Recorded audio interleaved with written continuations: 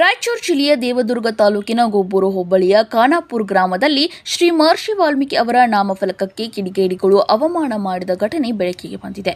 ಈ ವಿಚಾರ ತಿಳಿದಂತೆ ವಾಲ್ಮೀಕಿ ಸಮಾಜದ ಮುಖಂಡರು ಮತ್ತು ಹೋರಾಟಗಾರರು ಸ್ಥಳಕ್ಕೆ ಬಂದು ತಕ್ಷಣವೇ ಪ್ರತಿಭಟನೆಯನ್ನು ಹಮ್ಮಿಕೊಂಡಿದ್ದಾರೆ.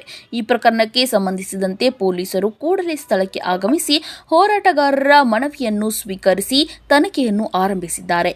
ವಾಲ್ಮೀಕಿ ಸಮಾಜದ ಹೋರಾಟಗಾರರು ಶ್ರೀ ಮಹರ್ಷಿ ವಾಲ್ಮೀಕಿ ಅವರ ನಾಮಫಲಕವನ್ನು ಹಾಳು ಮಾಡಿ ಗ್ರಾಮದಲ್ಲಿ ಅಶಾಂತಿ ಸೃಷ್ಟಿಸಿದ ದುಷ್ಕರ್ಮಿಗಳನ್ನು ಬಂಧಿಸಲು ಪೊಲೀಸ್ ಇಲಾಖೆಗೆ ಬೇಗನೆ ಕ್ರಮ ಕೈಗೊಳ್ಳುವಂತೆ ಒತ್ತಾಯಿಸಿದ್ದಾರೆ. ಆದರೆ 24 ಗಂಟೆಗಳು ಕಳೆದರೂ ಕಿಡಿಗೇಡಿಗಳು ಸಿಕ್ಕಿಲ್ಲ ಎಂದು ತಿಳಿದು ಬಂದಿತ್ತು.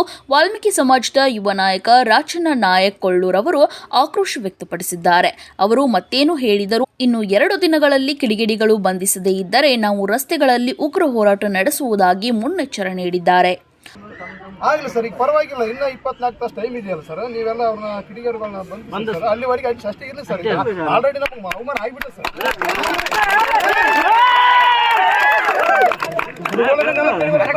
ನೆಲಕ್ಕೆ ಇಳಿಯೋದಕ್ಕೆ ಸರ್.